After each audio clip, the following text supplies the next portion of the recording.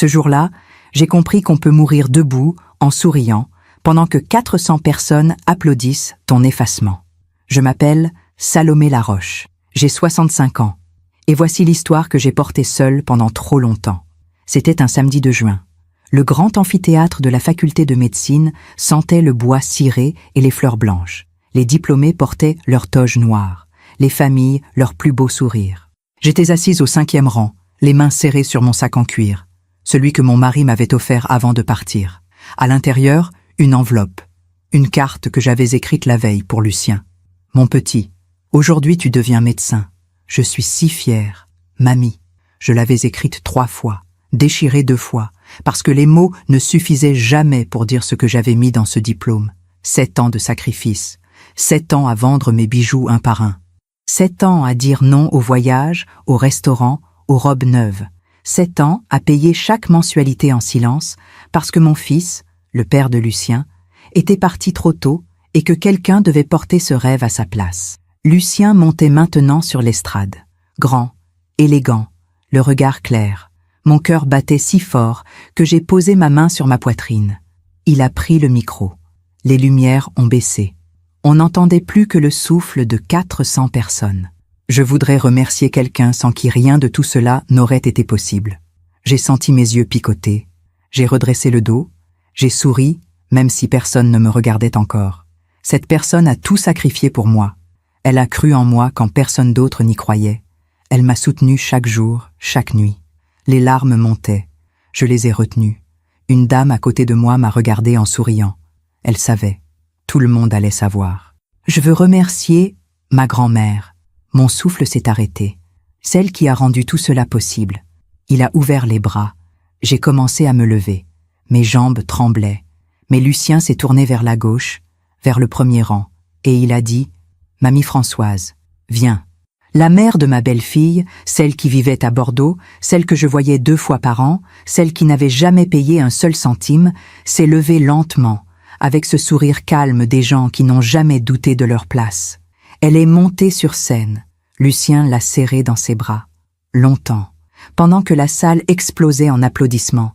J'étais toujours debout, à moitié levée, stupide, visible, seule. Quelqu'un derrière moi a murmuré « Ah, c'est l'autre grand-mère ». Je me suis rassise, lentement, comme on se noie sans bruit. J'ai souri, parce qu'on m'avait appris à sourire, parce qu'une femme bien élevée ne fait pas de scène, parce que, parfois, la douleur est tellement grande qu'elle ne trouve même plus la porte de sortie. Sur scène, Lucien parlait encore. Il remerciait ses professeurs, ses amis, sa petite amie. Françoise restait à côté de lui, la main sur son épaule, comme si elle l'avait porté pendant 7 ans. Moi, j'ai ouvert mon sac. J'ai regardé l'enveloppe blanche et je l'ai refermée. Quand la cérémonie s'est terminée, les familles se sont précipitées vers les diplômés. J'ai attendu mon tour au bord de la foule. Lucien riait, posait pour des photos. Françoise était toujours là, radieuse. Quand il m'a enfin vue, il m'a fait un signe de la main. « Ah, mamie Salomé, tu es venue !» Comme si j'avais eu le choix. Il m'a embrassé rapidement, une joue, puis l'autre, avant de se retourner vers un ami. « Tu es fière de moi ?» J'ai dit oui, parce que ma gorge ne laissait plus passer d'autres mots.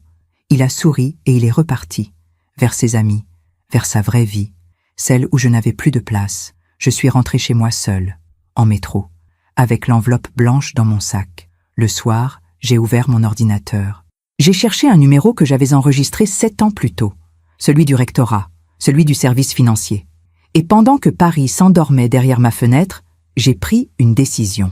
Pas par vengeance, pas par colère, mais parce que, parfois, on ne peut plus porter seul ce qui devait être partagé. Parfois, on donne tout à ceux qu'on aime, et ils oublient même qu'on existe. Avez-vous déjà été effacé par quelqu'un pour qui vous avez tout sacrifié? Racontez-moi dans les commentaires. J'aimerais vous lire. Avant ce jour-là, j'avais une vie simple, peut-être trop simple pour ceux qui cherchent le bruit et l'agitation. Mais pour moi, c'était une vie pleine. J'habitais le même appartement depuis 38 ans. 3e étage, sans ascenseur, rue Daguerre. 2 pièces lumineuses avec vue sur les toits de Montparnasse. Le matin, j'ouvrais les volets et je voyais les cheminées fumer. Les pigeons se posaient sur les antennes. Mon mari disait toujours « Salomé, tu pourrais vivre dans un château, Tu regarderais encore par la fenêtre? Il avait raison. Après sa mort, un jeudi de novembre, trop tôt, trop vite, je suis restée dans cet appartement. Parce que nos souvenirs y vivaient encore. Parce que c'était là que nous avions élevé notre fils, Julien. Là qu'il avait fait ses premiers pas. Là qu'il avait annoncé, à 22 ans, qu'il allait être papa. Lucien était né un matin de mars. Tout petit, tout rouge, avec des yeux noirs qui cherchaient déjà à comprendre le monde. Julien me l'avait mis dans les bras en disant « Maman, je veux qu'il ait ce que je n'ai pas eu. Je veux qu'il devienne quelqu'un. » Mon fils travaillait dur, trop dur. Il voulait offrir à Lucien ce qu'il croyait être une belle vie. Mais la vie, parfois, ne demande pas la permission. Lucien avait 5 ans quand Julien est mort. Un accident de voiture sur l'autoroute A6. Un camion. Le brouillard. 1 seconde. J'ai enterré mon fils un mardi. Le lendemain, j'ai pris Lucien chez moi. Sa mère, ma belle-fille Chloé, était effondrée. Elle ne mangeait plus, ne parlait plus. Alors, pendant des mois, c'est moi qui ai élevé Lucien. Je lui préparais ses tartines le matin. Je l'emmenais à l'école. Je l'aidais avec ses devoirs. Le soir, je lui lisais des histoires et il s'endormait en tenant ma main. Chloé a fini par se relever. Elle s'est remariée 2 ans plus tard avec un homme gentil, discret, qui aimait Lucien comme son propre fils. Ils ont déménagé dans un pavillon en banlieue, une vie neuve, une famille recomposée. Mais Lucien continuait à venir me voir tous les mercredis.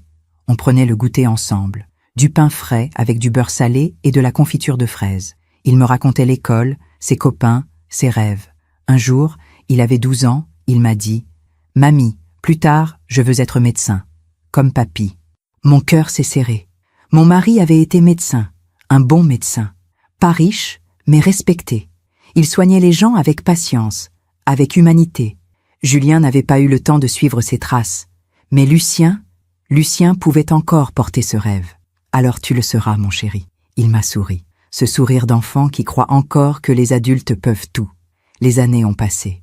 Lucien a grandi. Il est devenu un jeune homme sérieux, studieux, brillant. Quand il a eu son baccalauréat avec mention très bien, Chloé m'a appelé en pleurant de joie. « Salomé, il a été accepté en médecine, à Paris Descartes. » J'ai pleuré aussi. De fierté, d'espoir, de cette douleur douce qu'on ressent quand on voit la vie continuer malgré tout. Mais 1 mois plus tard, Chloé est revenue me voir. Seule, elle avait les yeux rouges. « Salomé, on ne peut pas payer. Les études, le loyer à Paris, les livres. Mon mari a perdu son travail. On ne peut pas. » Elle a baissé la tête. Je vais devoir lui dire de trouver autre chose. Je l'ai regardée. Cette femme qui avait porté le fils de mon fils. Cette femme fragile qui essayait, malgré tout, de tenir debout. Et j'ai dit « Non, je vais payer. » Elle a levé les yeux. « Quoi ? Je vais payer ses études. Tout. Les mensualités, le loyer, les livres, tout. Mais Salomé, tu n'as pas... J'ai ce qu'il faut ?» C'était un mensonge, mais c'était aussi la vérité. J'avais mes économies. Celles que mon mari avait mises de côté toute sa vie. Celles qu'on gardait pour nos vieux jours. Mais mes vieux jours, c'était maintenant. Et si je ne les utilisais pas pour ça, pourquoi alors? J'ai vendu ma bague en or, celle de mes fiançailles, puis mon collier de perles, puis les actions que mon mari avait achetées dans les années 90. Une par une, j'ai vidé mes réserves. Pas par obligation, par amour, parce que Lucien portait le rêve de son grand-père et de son père. Pendant 7 ans, j'ai payé, chaque mois, sans jamais me plaindre, sans jamais en parler. Chloé me remerciait parfois, gênée, mais elle ne posait pas de questions. Et moi, je ne donnais pas de détails. Lucien, lui, ne savait rien. Il croyait que sa mère et son beau-père payaient. Il m'appelait de temps en temps. « Ça va, mamie ?»« Oui, mon chéri. Et toi, les études ? C'est dur, mais ça avance. » Il ne venait plus tous les mercredis. Les études prenaient tout son temps. Je comprenais. C'était normal. C'était la vie. Mais j'attendais. J'attendais ce jour où il monterait sur scène, où il recevrait son diplôme, où il saurait enfin. J'attendais qu'il me regarde et qu'il comprenne. Que tout ce qu'il était devenu, il le devait aussi à ses mains ridées qui avaient tout donné en silence. Pendant que je vous raconte tout cela, je me demande d'où vous m'écoutez. Écrivez le nom de votre ville en commentaire. Cela me fera du bien de savoir que je ne suis pas seule. Il y a des moments où la vie change, mais on ne le voit pas tout de suite. On continue à marcher, à sourire, à faire comme si tout allait bien. Et puis, un jour, on se retourne et on comprend. C'était là. C'était ce jour-là que tout a commencé à se fissurer. Pour moi, c'était un dimanche d'avril, 3 ans avant la cérémonie. Lucien venait de terminer sa 3e année de médecine. Il m'avait invité à déjeuner chez lui, un petit studio dans le 5e arrondissement que je payais sans qu'il le sache. Chloé m'avait dit « Il veut te voir, Salomé. Il parle beaucoup de toi en ce moment. » Mon cœur s'était gonflé. Peut-être qu'il commençait à comprendre. Peut-être que Chloé lui avait dit la vérité.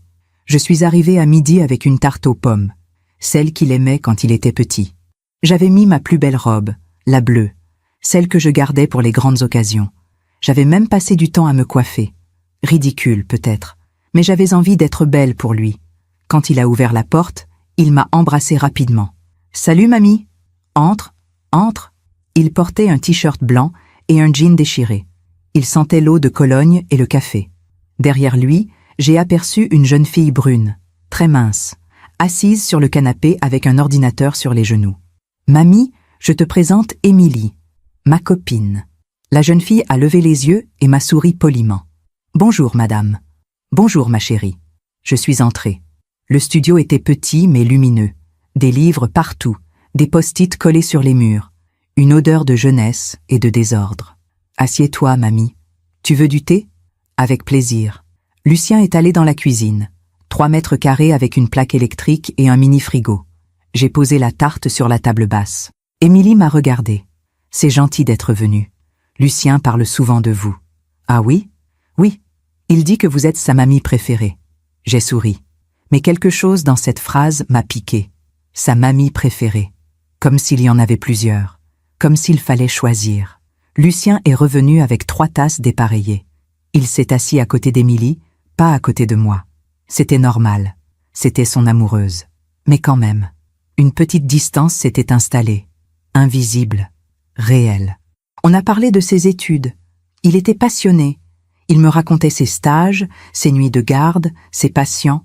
Je l'écoutais avec cette fierté douloureuse des grands-mères qui voient leurs petits-enfants devenir des étrangers brillants. Puis, à un moment, il a dit « Ah, au fait, mamie, je voulais te dire, pour les vacances de juillet, on ne pourra pas venir te voir. »« Ah ?»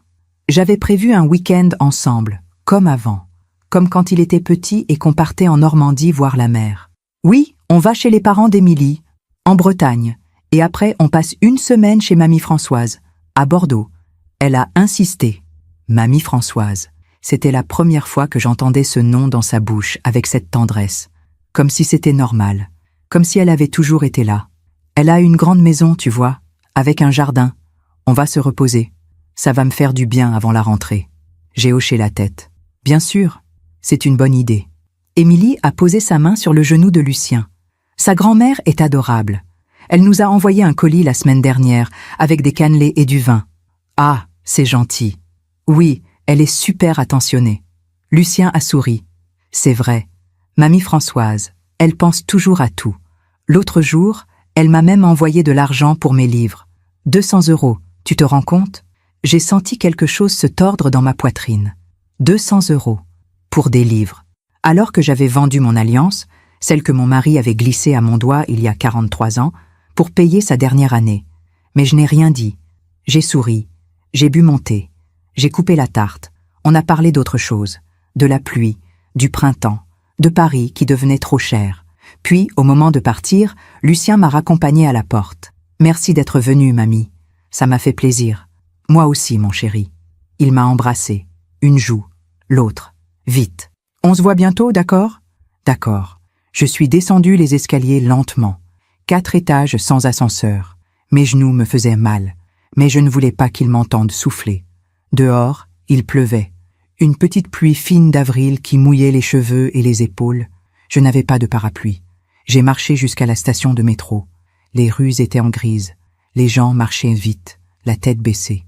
Dans le métro, j'ai pensé à cette phrase. Mamie Françoise. Elle pense toujours à tout. Françoise, la mère de Chloé, celle qui vivait dans une belle maison à Bordeaux. Celle qui n'avait jamais eu besoin de vendre ses bijoux parce qu'elle avait gardé son mari, sa retraite confortable, ses économies intactes, celle qui envoyait des cannelés et de l'argent de poche. Pendant que moi, je vendais mon passé morceau par morceau pour bâtir son avenir. Mais Lucien ne le savait pas. Et peut-être qu'il ne le saurait jamais. En rentrant chez moi, j'ai trouvé une lettre dans ma boîte, une facture, la mensualité du mois suivant, 3200 €, pour l'université, pour le studio, pour les livres qu'il n'aurait pas besoin d'acheter parce que mamie Françoise lui avait envoyé 200 €. Je me suis assise à ma table. J'ai ouvert mon carnet de comptes. J'ai regardé ce qui me restait. Pas grand-chose. J'allais devoir vendre autre chose. Peut-être mes couverts en argent, ceux que ma mère m'avait offerts pour mon mariage, ou alors le tableau dans le salon, celui que mon mari avait acheté lors de notre voyage en Provence. Mais ce n'était pas grave. Ce n'était que des objets, des souvenirs, des choses. Ce qui comptait, c'était lui. C'était son avenir. C'était ce rêve qu'il portait sans savoir combien il pesait lourd. Ce soir-là, j'ai fait réchauffer une soupe. Je me suis assise devant la fenêtre. J'ai regardé les toits de Paris s'effacer dans la nuit. Et j'ai pensé, il va finir par comprendre. Un jour, il va comprendre. Mais au fond de moi, une petite voix murmurait déjà autre chose. Une voix que je refusais d'entendre. Et s'il ne comprenait jamais, les semaines ont passé. Puis les mois. Lucien m'appelait de temps en temps. Des appels rapides. « Ça va, mamie ?»« Oui, mon chéri. Je dois y aller, j'ai cours. Vas-y, vas-y. » Il ne venait plus me voir. Trop occupé. Trop loin. Trop pris par sa vie d'étudiant, ses amis, Émilie, ses révisions. Chloé, elle, continuait à m'appeler régulièrement. « Salomé, tu tiens le coup ? » « Oui, oui, ne t'inquiète pas. Si tu as besoin de quelque chose ? » ?»« Non, non, tout va bien. » Mais tout n'allait pas bien. Mes économies fondaient. Mon appartement devenait de plus en plus vide. Les murs gardaient les traces pâles des cadres que j'avais vendus. Le buffet ne contenait plus que 2 assiettes, 2 verres, 2 couverts. J'avais vendu le reste, et chaque mois, je payais. Sans rien dire, sans rien demander. Parce que c'est ce qu'on fait quand on aime. On donne, on se vide, on espère que l'autre verra, qu'il comprendra, qu'il se retournera un jour et dira « merci ». Mais ce jour-là n'arrivait pas. Un soir, j'ai reçu un appel de Lucien. C'était rare. Il était joyeux. « Mamie, tu sais quoi ? J'ai été acceptée pour un stage à l'hôpital Necker. C'est génial, non ? » « Oh, mon chéri, c'est merveilleux. »« Oui, et tu sais qui m'a aidé à préparer ma lettre de motivation ? » Mamie Françoise. Elle connaît quelqu'un là-bas. Elle a tout arrangé. Mon cœur s'est serré. C'est très gentil de sa part. Oui, elle est incroyable. Bon, je dois te laisser, mamie. Je t'embrasse. Je t'embrasse aussi, mon chéri. Il a raccroché. Je suis restée là, le téléphone dans la main, dans le silence de mon appartement vide. Dehors, la nuit était tombée. Les lumières de Paris s'allumaient une par une. Et moi, dans mon petit appartement du 3e étage, je me suis demandé pour la première fois si j'avais fait une erreur. Pas de l'avoir aidé, mais de l'avoir fait en silence. Je me demande si vous avez déjà donné en silence, en espérant qu'un jour, quelqu'un le remarquerait. Est-ce que quelqu'un a déjà vu ce que vous aviez sacrifié ? Dites-le moi en commentaire. Parfois, partager sa peine, c'est déjà commencer à guérir. Il y a une chose étrange dans la douleur. On peut vivre avec pendant des mois, des années même, en faisant semblant qu'elle n'existe pas. On se réveille le matin, on prépare son café, on ouvre les volets, on dit bonjour aux voisins. Et la douleur est là, tapie au fond de la poitrine. Mais on l'ignore, on la repousse. On se dit, ce n'est rien. C'est normal, c'est la vie. C'est ce que j'ai fait pendant 2 ans. Après ce déjeuner où Lucien m'avait parlé de mamie Françoise avec cette tendresse nouvelle, j'ai décidé de ne plus y penser, de continuer, de payer, de me taire, de croire que tout finirait par s'arranger. Parce que c'est ce qu'on m'avait appris. Les femmes de ma génération, on ne se plaignait pas. On ne réclamait pas de reconnaissance. On faisait ce qu'il fallait faire, et c'était suffisant. Du moins, c'est ce que je croyais. Les mensualités continuaient à tomber. 3200 €, tous les mois, comme une horloge, comme une dette que je payais à l'avenir.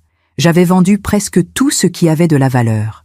Mes bijoux, les couverts en argent, le tableau de Provence, même la montre de mon mari, celle qu'il portait le jour de notre mariage, celle qui marquait encore l'heure exacte 40 ans plus tard. Je l'avais apportée chez un horloger de la rue de Rennes. Un vieil homme avec des lunettes épaisses et des mains qui tremblaient légèrement. « C'est une belle pièce, madame. Votre mari avait bon goût. »« Oui, vous êtes sûre de vouloir la vendre. J'avais regardé la montre une dernière fois. Le bracelet en cuir usé, le cadran blanc avec les chiffres romains. les aiguilles qui continuaient à tourner, indifférentes. Oui, j'en ai besoin. Il m'avait donné 800 €. Moins que ce qu'elle valait, je le savais, mais je n'avais pas négocié. Je n'avais plus l'énergie de négocier. Avec cet argent, j'avais payé une partie du loyer de Lucien. Le reste, je l'avais pris sur ma pension de retraite. Ce mois-là, j'avais mangé des pâtes et du riz. Rien d'autre. Mais ce n'était pas grave. J'avais connu pire. Pendant ce temps, Lucien continuait ses études. Il avançait. Il brillait. Ses professeurs l'adoraient. Il faisait des gardes à l'hôpital. Il sauvait des vies, peut-être. Il devenait cet homme que son père et son grand-père auraient été fiers de connaître. Mais il ne m'appelait presque plus. Une fois par mois, peut-être. Des conversations brèves. « Ça va, mamie ? Oui, et toi ? Débordé, mais ça va. Bon courage, mon chéri. Merci, mamie. Je t'embrasse. » Et c'était tout. Chloé, elle, continuait à me tenir au courant. Elle m'envoyait des photos par message. Lucien en blouse blanche, Lucien avec ses collègues. Lucien qui souriait, fatigué mais heureux. Un jour, elle m'a envoyé une photo de Lucien avec Françoise. Ils étaient dans un restaurant chic, des nappes blanches, des verres en cristal. Lucien avait le bras autour des épaules de Françoise. Elle souriait, élégante, avec ses cheveux blancs parfaitement coiffés et son collier de perles. Le message disait « Déjeuner avec mamie Françoise pour fêter la fin du semestre. Elle est tellement généreuse avec lui. » J'ai regardé cette photo pendant longtemps. Françoise avait tout ce que je n'avais plus. L'argent, la maison, le confort, la présence visible. Moi, j'avais juste mes mains vides et mes comptes bancaires qui touchaient le fond. Mais je n'ai rien dit. J'ai répondu « C'est bien. Je suis contente pour lui. Parce que c'est ce qu'on fait quand on aime quelqu'un. On se réjouit de son bonheur. Même si ce bonheur se construit avec quelqu'un d'autre. » Un soir de novembre, j'ai reçu un appel de Chloé. Sa voix était différente, tendue. « Salomé, il faut qu'on parle. » Mon cœur s'est accéléré. « Qu'est-ce qui se passe? Lucien va bien? »« Oui, oui, il va bien. » Mais elle a hésité. « Écoute, je voulais te dire, je ne sais pas comment te le dire, mais Françoise a proposé de payer la dernière année de Lucien. » J'ai senti le sol se dérober sous mes pieds. « Quoi? » Elle a dit qu'elle voulait l'aider. Que c'était son petit-fils aussi. Elle a de l'argent, tu sais, beaucoup d'argent, et elle pense que ce serait bien. J'ai fermé les yeux. Et qu'est-ce que Lucien a dit? Chloé a soupiré. Il a dit oui.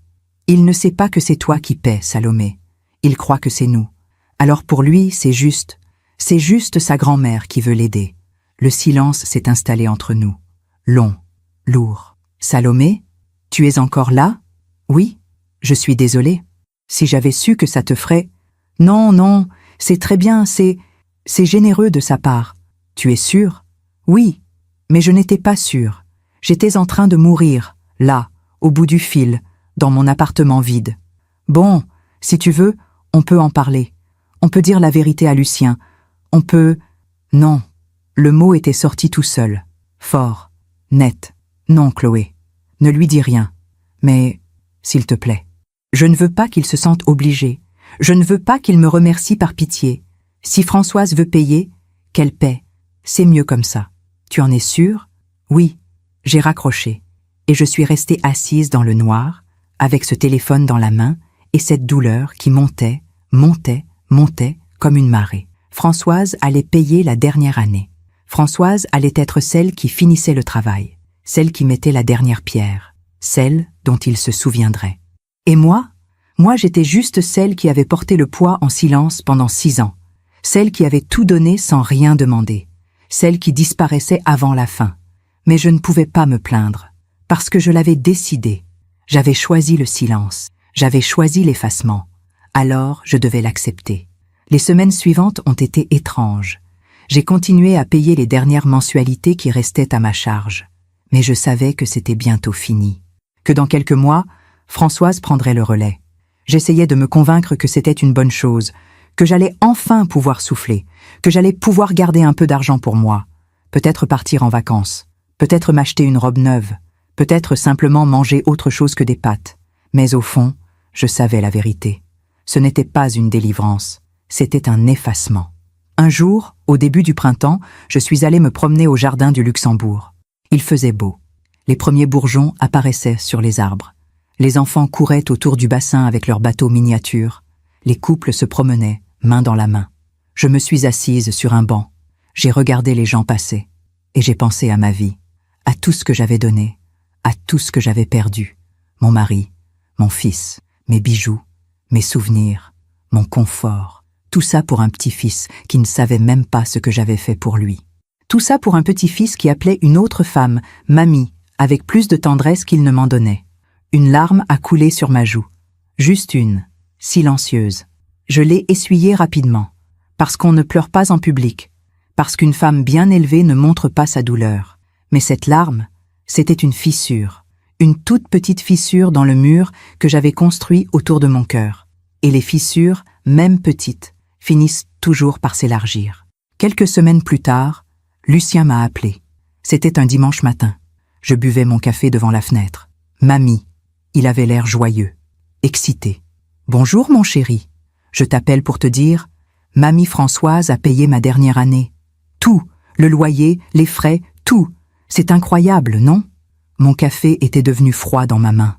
Oui, c'est merveilleux. Elle est tellement généreuse. Je ne sais pas comment la remercier. Tu lui diras merci de ma part aussi. Il a ri. Oui, je lui dirai. Bon, je dois y aller, j'ai une garde. Je t'embrasse, mamie. Je t'embrasse aussi, mon chéri. Il a raccroché. Et moi, je suis restée là, avec mon café froid, devant ma fenêtre qui donnait sur les toits gris de Paris. Je me suis dit, c'est fini. 6 ans de sacrifice, 6 ans de silence, 6 ans à tout donner. Et maintenant, c'était fini. Quelqu'un d'autre avait pris ma place. Quelqu'un d'autre allait recevoir les remerciements. Et moi j'allais juste continuer à exister, dans l'ombre, dans le silence, comme j'avais toujours existé, parce que c'est ce que font les femmes comme moi. On donne, on se tait, on disparaît, et on espère, même si on sait que c'est stupide, qu'un jour, quelqu'un se souviendra. Avez-vous déjà tout donné en silence, en espérant qu'on le remarquerait un jour? Avez-vous déjà été remplacé avant même d'avoir été vu? Racontez-moi. Vos histoires comptent. Il y a des vérités qu'on refuse de voir parce que les voir, ce serait accepter qu'on s'est trompé, qu'on a donné à quelqu'un qui ne voyait pas, qu'on a aimé quelqu'un qui ne se retournait pas. Pendant des mois après cet appel, celui où Lucien m'annonçait, joyeux, que Françoise avait tout payé, j'ai continué ma vie comme si de rien n'était, comme si mon cœur ne s'était pas brisé ce matin-là, comme si je n'avais pas senti le sol se dérober sous mes pieds. Je me levais, je préparais mon thé, j'ouvrais les volets, je regardais Paris s'éveiller, et je me disais, ce n'est pas grave, l'important c'est qu'il réussisse. Mais au fond de moi, quelque chose avait changé. J'avais commencé à remarquer des petites choses, des détails, des silences, des absences. Lucien ne m'appelait presque plus, une fois tous les 2 mois peut-être. Et encore, c'était des appels rapides, distraits, où je sentais qu'il pensait déjà à autre chose. « Ça va, mamie ?»« Oui, mon chéri. Et toi ?»« Débordé. Les examens, les gardes, tout ça. Je comprends. Tu travailles bien. »« Oui. Bon, je dois te laisser. »« D'accord. Je t'embrasse. »« Moi aussi. Salut. » Et il raccrochait. Chaque fois, je restais avec ce téléphone dans la main, et ce vide dans la poitrine. J'essayais de me dire que c'était normal, qu'il était occupé, que les jeunes ont leur vie, que je ne devais pas être envahissante. Mais une grand-mère n'est jamais vraiment envahissante quand elle se contente d'exister en silence, n'est-ce pas? Un jour de février, j'ai reçu un message de Chloé. Une photo. Lucien et Émilie, main dans la main, devant un grand sapin de Noël illuminé. Le message disait « Joyeux Noël de Bordeaux. Françoise nous a invités pour les fêtes. Lucien est tellement heureux. » J'ai regardé cette photo. Le sourire de Lucien, ses yeux brillants, ce bonheur que je ne lui avais pas vu depuis des années. Et j'ai réalisé quelque chose. Il avait passé Noël à Bordeaux, avec Françoise, sans même penser à m'appeler, sans même m'envoyer un message. Noël, la fête de famille, la fête où on se rassemble, où on partage. Mais moi, j'avais passé Noël seul, devant ma fenêtre, avec une soupe réchauffée et le souvenir de tous les Noëls d'avant. Je me suis souvenu de ces Noëls quand Lucien était petit, quand il venait chez moi et qu'on décorait le sapin ensemble, quand il m'aidait à faire les biscuits en forme d'étoile, quand il me lisait sa lettre au Père Noël avec cette voix sérieuse d'enfant qui croit encore à la magie. Où était passé cet enfant? Où était passé ce petit garçon qui me tenait la main et me disait « Mamie, quand je serai grand, je resterai toujours avec toi ». J'ai répondu à Chloé « C'est bien, je suis contente pour lui ». Mais je n'étais pas contente. J'étais en train de comprendre. Les semaines ont passé. Mars, avril, mai. Lucien ne m'appelait toujours pas, mais je voyais sa vie défiler sur les photos que Chloé m'envoyait. Des photos où je n'étais jamais invitée. Des moments où je n'existais pas. Lucien à la mer avec Émilie. Lucien chez Françoise, dans son grand jardin de Bordeaux. Lucien au restaurant avec Chloé et son beau-père. Lucien partout. Heureux, vivant, sans moi. Un jour, je n'ai pas pu m'empêcher de demander à Chloé « Il va bien, Lucien ?»« Oui, très bien. Pourquoi ?»« Non, pour rien. C'est juste que ça fait longtemps qu'il ne m'a pas appelé. » Il y a eu un silence, puis Chloé a dit, doucement « Salomé, tu sais comment sont les jeunes. Ils sont dans leur bulle. Ça ne veut rien dire. »« Oui, je sais. Mais ça voulait dire quelque chose. Ça voulait dire que j'étais devenue invisible. Un soir de juin, 3 mois avant la cérémonie, j'ai fait quelque chose que je n'avais jamais fait. J'ai pris mon téléphone et j'ai appelé Lucien. Moi, pas lui. Moi. Ça a sonné longtemps. Tellement longtemps que j'ai failli raccrocher. Puis sa voix. « Allô ? Bonjour mon chéri. C'est mamie. »« Ah mamie. Ça va ? Oui, oui. Je voulais juste prendre de tes nouvelles. Ça fait longtemps. Oui, c'est vrai. Désolée. J'ai été débordée. Je comprends. Tu travailles beaucoup ? Oui. Bon, là je suis en pleine révision. Les examens finaux approchent. Ah oui, bien sûr. Je ne veux pas te déranger. Non, non, tu ne me déranges pas. Mais je dois vraiment y retourner. Oui, oui, vas-y. Merci, mamie. Je t'embrasse. Je t'embrasse aussi, mon chéri. Il a raccroché. 2 minutes. L'appel avait duré 2 minutes. Je suis restée assise dans mon fauteuil, le téléphone dans la main. Et j'ai pleuré. Pas beaucoup. Juste un peu. Parce qu'on ne peut pas pleurer éternellement sur ce qui est en train de mourir. Mais j'ai pleuré quand même. Quelques jours plus tard, j'ai reçu une invitation par la poste. Une belle carte ivoire avec des lettres dorées. Vous êtes cordialement invité à la cérémonie de remise des diplômes de la promotion 2024 de la faculté de médecine Paris-Descartes. Mon cœur s'est mis à battre plus vite. C'était ça. Le grand jour. Le jour que j'attendais depuis 7 ans. Le jour où Lucien monterait sur scène. Le jour où il recevrait ce diplôme que j'avais payé avec mes nuits blanches, mes renoncements, mes bijoux vendus un par un. Le jour où, peut-être, il comprendrait enfin. J'ai relu l'invitation 3 fois, puis j'ai appelé Chloé. « Chloé, j'ai reçu l'invitation pour la cérémonie. »« Ah oui, c'est bien, non ? On est tous tellement fiers de lui. »« Oui, est-ce que Lucien sait que je viens ? » ?»« Bien sûr, il a demandé qu'on t'envoie une invitation. » Mon cœur s'est réchauffé un peu. « Ah, c'est gentil. Oui, bon, il y aura beaucoup de monde. La famille, les amis, Émilie, bien sûr, et Françoise aussi. » Le nom est tombé comme une pierre. Françoise. Oui, elle vient de Bordeaux spécialement. Elle est tellement contente. Elle a même acheté une nouvelle robe pour l'occasion. J'ai serré le téléphone plus fort. Ah, c'est bien. Oui. Bon, on se voit là-bas, d'accord ? D'accord. J'ai raccroché. Françoise serait là. Bien sûr. Pourquoi pas ? Elle avait payé la dernière année. Elle avait offert des cannelés et du vin. Elle avait cette grande maison où Lucien passait ses vacances. Elle avait tout ce qu'il fallait pour être visible. Et moi, j'avais juste ce que personne ne voyait. Les jours suivants, j'ai essayé de me préparer. Mentalement, émotionnellement. Je me suis dit, ce jour-là, il va te voir, il va te remercier, il va comprendre. Mais une autre voix, plus sombre, murmurait « Et s'il ne te voit pas ? Et s'il remercie quelqu'un d'autre ?» J'ai chassé cette voix. Je me suis dit que j'étais stupide, que j'inventais des problèmes. Mais les signes étaient là, partout, dans ses silences, dans ses absences, dans cette façon qu'il avait de parler de Françoise avec une tendresse qu'il ne me donnait plus. Un après-midi, je suis allée dans ma chambre. J'ai ouvert mon armoire, j'ai regardé mes robes. Il ne m'en restait que 3. Les autres, je les avais vendues ou données. J'ai choisi la bleue, celle que je portais pour les grandes occasions. Celle que je portais le jour où mon mari m'avait emmenée à l'opéra. Celle qui sentait encore, faiblement, son eau de Cologne. Je l'ai essayée devant le miroir. Elle était un peu large maintenant.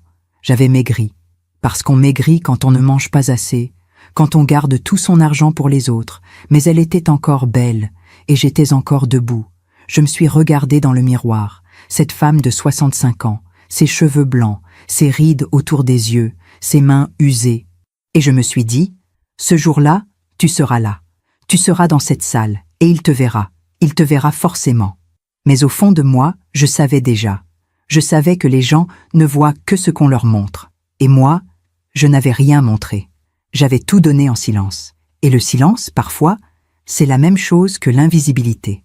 2 semaines avant la cérémonie, j'ai reçu un dernier appel de Lucien. « Mamie, bonjour mon chéri. Je t'appelle juste pour te dire, tu vas venir à ma cérémonie, hein ?» Mon cœur a bondi. « Oui, bien sûr, je ne raterai ça pour rien au monde. Super, ça me fait plaisir. Bon, tu sais, il y aura beaucoup de monde. La famille, les amis, mamie Françoise aussi. Elle est trop contente. » Encore ce nom. Oui, Chloé me l'a dit. Oui, elle est géniale. Elle m'a même offert un costume pour ce jour-là. Un vrai costume de médecin, tu vois. Classe, non? Oui, très classe. Bon, je dois y aller. Mais on se voit bientôt, d'accord? D'accord. Je t'embrasse, mamie. Je t'embrasse aussi, mon chéri. Il a raccroché. Et moi, je suis restée là, avec cette phrase qui tournait dans ma tête comme une chanson triste. Mamie Françoise m'a offert un costume. Un costume. Pour qu'il soit beau le jour de sa remise de diplôme. Le diplôme que j'avais payé en vendant tout ce que j'avais. Mais c'était elle qui lui offrait le costume. Parce que c'est toujours comme ça. Ceux qui donnent en silence disparaissent. Ceux qui donnent avec éclat restent gravés dans les mémoires. Le soir, je me suis assise à ma table. J'ai ouvert un cahier. Un vieux cahier où je notais mes comptes depuis 7 ans. J'ai regardé tous ces chiffres, toutes ces mensualités, tous ces sacrifices notés ligne par ligne. 3 200 € fois 12 mois, fois 6 ans, plus le loyer, plus les livres, plus les imprévus. Au total, j'avais donné plus de 230 000 €. 230 000 €. Toute ma vie, toutes mes économies, tout ce que mon mari avait mis de côté pour nos vieux jours. Tout ça pour un petit-fils qui remerciait quelqu'un d'autre. J'ai refermé le cahier. Et j'ai pensé, il ne saura jamais. Il ne saura jamais ce que j'ai fait. Il ne saura jamais ce que j'ai perdu. Il ne saura jamais que chaque fois qu'il ouvrait la porte de son studio, c'était moi qui avais payé la clé. Il ne saura jamais, parce que je n'avais rien dit. Et maintenant, il était trop tard pour parler. Trop tard pour réclamer ma place. Trop tard pour exister. Avez-vous déjà compris trop tard que votre silence vous avait effacé? Avez-vous déjà vu les signes, un par un, et refusé de les croire? Dites-moi, parfois, mettre des mots sur la douleur, c'est déjà commencer à guérir. Le jour de la cérémonie est arrivé comme arrivent les jours qu'on redoute et qu'on espère en même temps, avec ce mélange étrange de peur et d'impatience qui vous serre la gorge dès le réveil. Je me suis levée tôt, 5 heures du matin. Dehors, Paris dormait encore. Les rues étaient silencieuses. Seuls quelques pigeons picoraient sur le trottoir. J'ai préparé mon thé. Je me suis assise devant la fenêtre. J'ai regardé le ciel passer du noir au gris, puis au rose pâle. Et j'ai pensé à ce jour. À ce moment que j'attendais depuis 7 ans. 7 ans de sacrifice. 7 ans d'espoir. 7 ans à me dire, un jour il saura. Un jour il comprendra. Aujourd'hui, c'était ce jour. J'ai bu mon thé lentement. Puis je suis allée me préparer. J'ai mis ma robe bleue, celle qui flottait un peu maintenant sur mon corps amaigri. J'ai ajusté mes cheveux, j'ai mis un peu de rouge à lèvres, du rose pâle, discret. J'ai glissé à mon poignet le seul bracelet qui me restait. Un bracelet en argent que ma mère m'avait offert pour mes 20 ans. Je me suis regardée dans le miroir. Cette femme qui me fixait avait vieilli. Ses yeux étaient fatigués. Ses mains tremblaient légèrement. Mais elle était digne. Elle était debout. Et aujourd'hui, elle allait voir son petit-fils devenir médecin. Avant de partir, j'ai ouvert mon sac. J'ai sorti l'enveloppe blanche, celle que j'avais préparée des semaines plus tôt. Celle où j'avais écrit « Mon petit, aujourd'hui tu deviens médecin. Je suis si fière. Mamie. » Je l'ai regardée longtemps. Puis, je l'ai glissée dans mon sac. La cérémonie avait lieu à 14 heures. J'ai pris le métro. Ligne 4, puis ligne 6. 40 minutes de trajet. J'aurais pu prendre un taxi. Mais je n'avais plus vraiment d'argent pour ce genre de choses. Quand je suis arrivée devant l'amphithéâtre, il y avait déjà beaucoup de monde. Des familles élégantes, des parents fiers, des grands-parents qui tenaient des bouquets de fleurs. Des jeunes gens en costume et en robe, excités, qui prenaient des photos. Je me suis avancée lentement. J'ai cherché Lucien des yeux. Je l'ai vu près de l'entrée. Grand, beau, dans son costume sombre, le costume que Françoise lui avait offert. Il parlait avec Émilie. Il riait. Elle portait une robe jaune pâle. Elle était jolie, lumineuse. Je me suis approchée. « Bonjour, mon chéri. » Il s'est retourné. « Ah, mamie, tu es venue ?» Il m'a embrassée rapidement.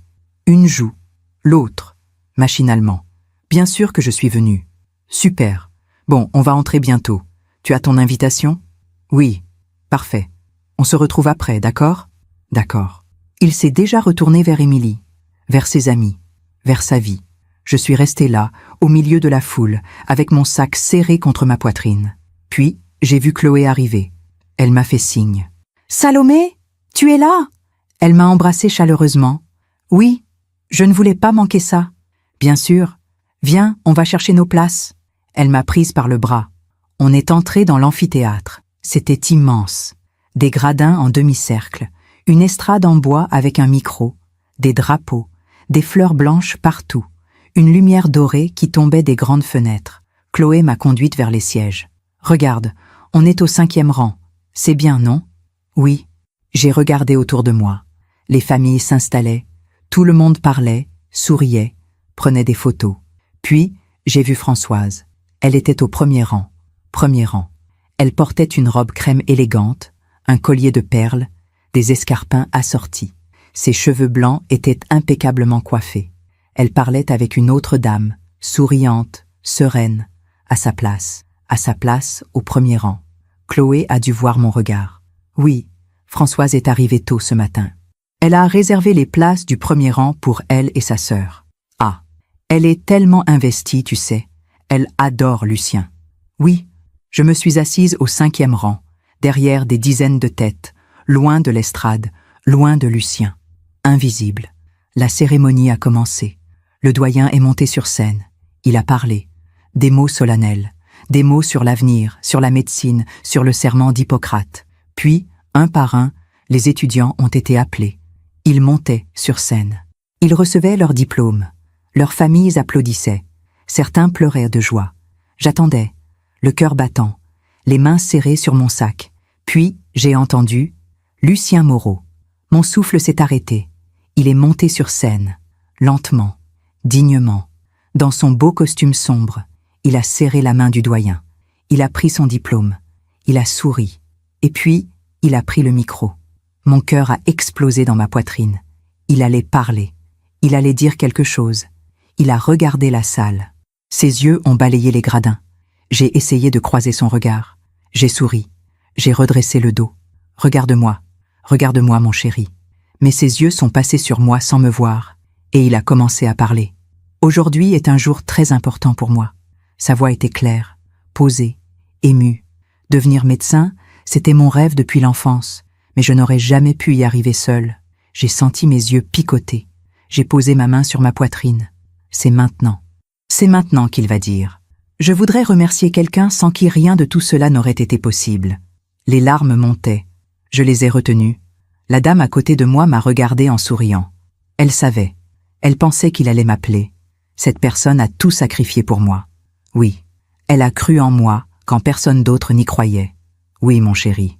Elle m'a soutenu chaque jour. Elle m'a aidé financièrement, moralement, affectivement. Mes jambes ont commencé à trembler. Je me suis préparée à me lever. Je veux remercier... Mon cœur s'est arrêté. Ma grand-mère. Un sourire a éclaté sur mon visage. Les larmes ont coulé. Celle qui a rendu tout cela possible. Je me suis levée, à moitié. Mes mains tremblaient. Mais Lucien s'est tourné, vers le 1er rang, vers la gauche, et il a dit « Mamie Françoise, viens ».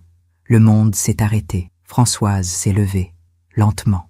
Avec ce sourire calme, élégant, de ceux qui ne doutent jamais de leur place. Elle est montée sur scène. Lucien l'a prise dans ses bras. Longtemps, fort. La salle a explosé en applaudissements. Moi, j'étais toujours debout, à moitié levée. Stupide, ridicule, seule. Quelqu'un derrière moi a murmuré « Ah, c'est l'autre grand-mère, celle de l'autre côté ». Une autre voix a répondu « Oui, Mais c'est Françoise qui a tout payé, tu sais. C'est normal qu'il la remercie. » Ces mots sont entrés en moi comme des couteaux. C'est Françoise qui a tout payé. J'ai regardé l'estrade. Françoise et Lucien se tenaient là, main dans la main. Ils lui parlaient à l'oreille. Elle souriait, les yeux brillants. Et moi, je suis redescendue, lentement, comme on se noie sans bruit. Je me suis rassise. Chloé m'a regardée. Elle avait les yeux rouges. Salomé, je n'ai rien dit. Je n'ai même pas pu parler. Ma gorge était fermée. J'ai souri, parce qu'on m'avait appris à sourire. Parce qu'une femme bien élevée ne fait pas de scène. Mais à l'intérieur, j'étais en train de mourir. Sur scène, Lucien continuait à parler. Il remerciait ses professeurs, ses amis, Émilie, sa mère. Françoise restait à côté de lui, la main sur son épaule, comme une reine. Pas une seule fois, il n'a tourné la tête vers le 5e rang. Pas une seule fois, il ne m'a cherché du regard. Pas une seule fois, il n'a dit mon nom. Quand la cérémonie s'est terminée, les familles se sont précipitées vers les diplômés. Les embrassades, les photos, les rires, les pleurs de joie. Je suis restée assise, immobile. Chloé m'a touché le bras. « Salomé, viens, on va le féliciter. »« Non. »« Quoi ? Je vais attendre un peu, qu'il y ait moins de monde. Mais, vas-y toi, je te rejoins. » Elle a hésité, puis elle est partie. Je suis restée seule dans les gradins qui se vidaient. J'ai ouvert mon sac. J'ai sorti l'enveloppe blanche. « Mon petit, aujourd'hui tu deviens médecin ? Je suis si fière. »« Mamie. » J'ai regardé ces mots que j'avais écrits avec tant d'espoir, et j'ai refermé l'enveloppe. Je l'ai remise dans mon sac. Je ne la lui donnerai pas. À quoi bon ? Il ne comprendrait pas. Il ne saurait jamais ce qu'elle contenait vraiment. Pas juste des mots, mais 7 ans de vie. Quand je suis descendue enfin, la foule s'était dispersée. Lucien était entouré de ses amis, d'Émilie, de Françoise, qui posaient avec lui pour des photos. Je me suis approchée, lentement. « Lucien ?» Il s'est retourné. « Ah, mamie Salomé, tu es encore là ?» Encore là, comme si j'étais en trop. « Oui, je voulais te féliciter. Merci, merci. » Il m'a embrassée rapidement. « Tu es fière de moi ?» J'ai essayé de parler, mais ma voix s'est cassée. « Oui, très fière. » Il a souri. Puis il s'est retourné vers ses amis. « Bon, on va fêter ça. Tu viens, mamie Françoise ?» Françoise a ri. « Bien sûr, mon chéri. » Personne ne m'a regardé. Personne ne m'a invité. Je suis restée là, seule, au milieu de l'agitation. Puis je suis partie. Sans bruit. Sans dire au revoir. Personne ne m'a vu partir. Dans le métro, j'ai pleuré. Pas beaucoup. Juste assez pour que les larmes coulent sans sanglots. Une vieille dame assise en face de moi m'a regardée avec compassion. « Ça va, madame ?» J'ai hoché la tête. « Oui, merci. » Mais ça n'allait pas. Pour la première fois de ma vie, j'avais compris quelque chose. On peut tout donner à quelqu'un. On peut vider sa vie pour remplir la sienne. On peut se sacrifier en silence, avec amour, avec espoir, et ne rien recevoir en retour. Pas même un regard, pas même un merci, pas même un souvenir. Je me demande encore si j'ai fait le bon choix. Est-ce qu'il fallait parler ? Est-ce qu'il fallait crier ? Et vous, qu'auriez-vous fait à ma place ? Je suis rentrée chez moi ce soir-là avec le sentiment d'avoir été enterrée vivante. Pas de façon dramatique, pas avec des cris ou des larmes, juste cette sensation d'être descendue sous terre pendant que la vie continuait au-dessus, sans remarquer mon absence. J'ai ouvert la porte de mon appartement. Le silence m'a accueilli, ce silence que je connaissais si bien. Celui qui vous rappelle que vous êtes seul, que vous avez toujours été seul. J'ai posé mon sac sur la table, j'ai retiré mes chaussures, j'ai accroché ma robe bleue dans l'armoire, puis je me suis assise devant la fenêtre et j'ai regardé Paris s'endormir.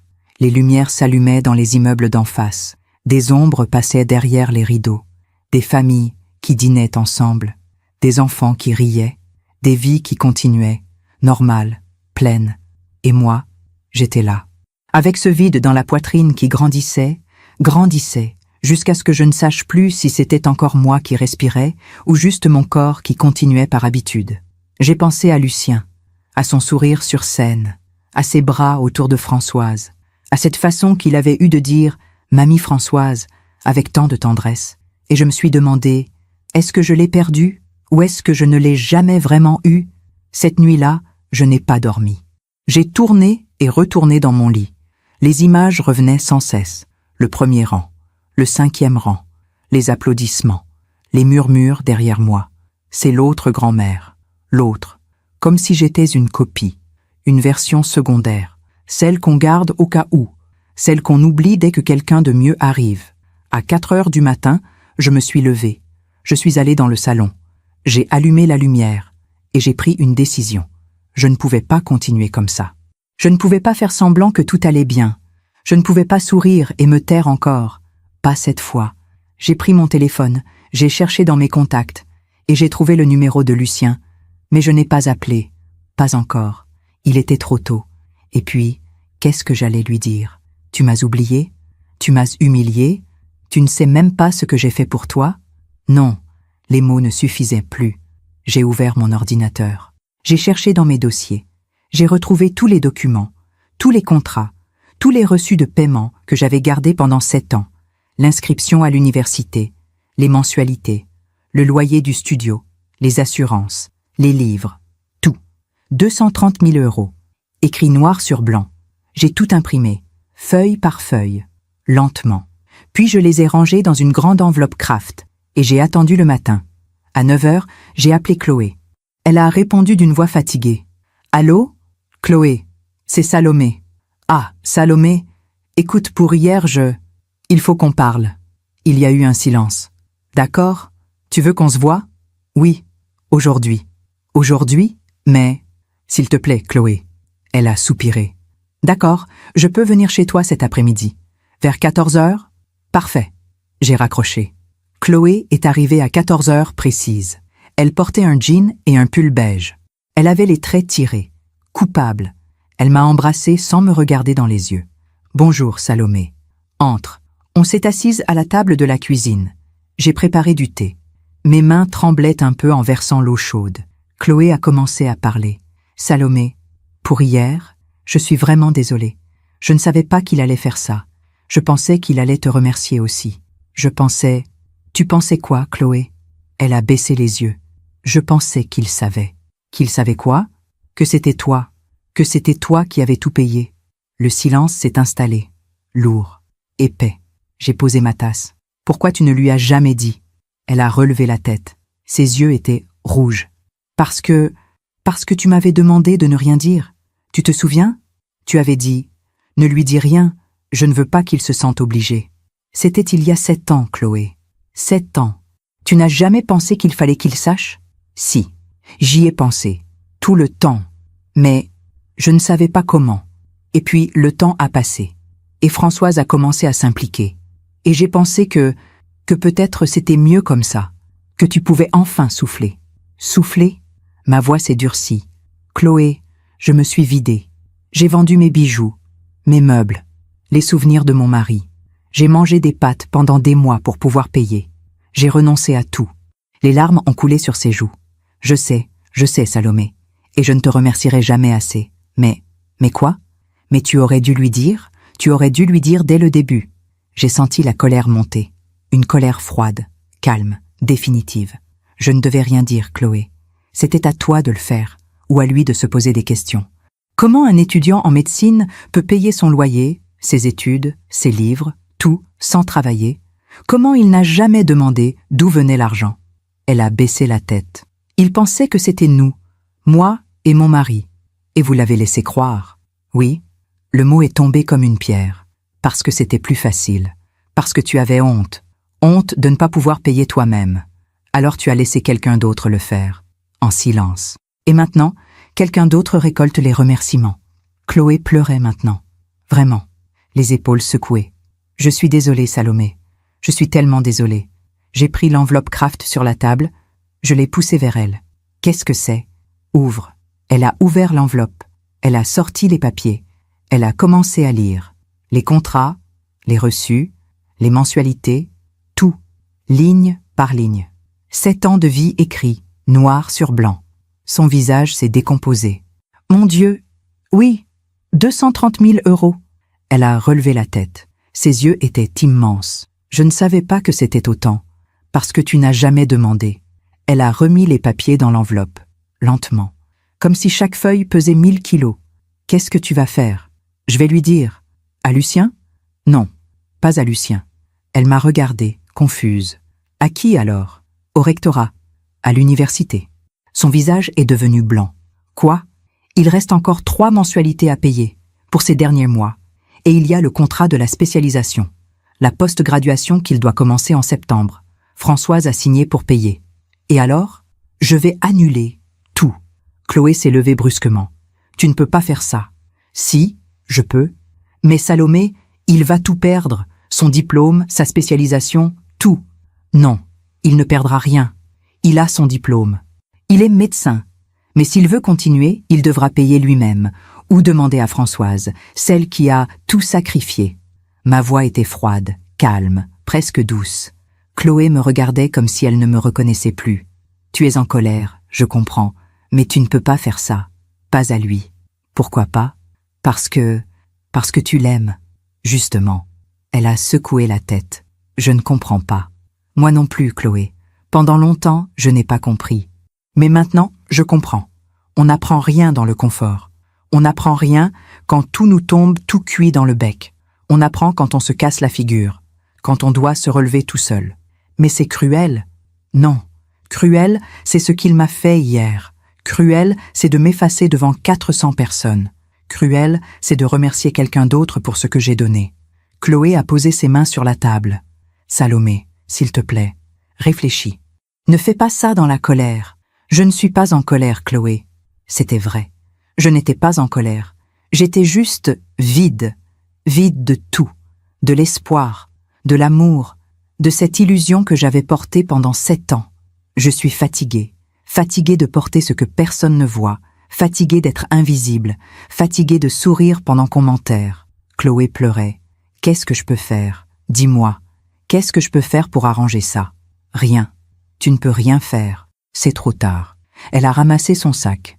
Elle est allée vers la porte. Puis, elle s'est retournée. Et si je lui dis, si je dis tout à Lucien, maintenant, tu crois que ça changera quelque chose? Peut-être. J'ai secoué la tête. Non, Chloé, ça ne changera rien.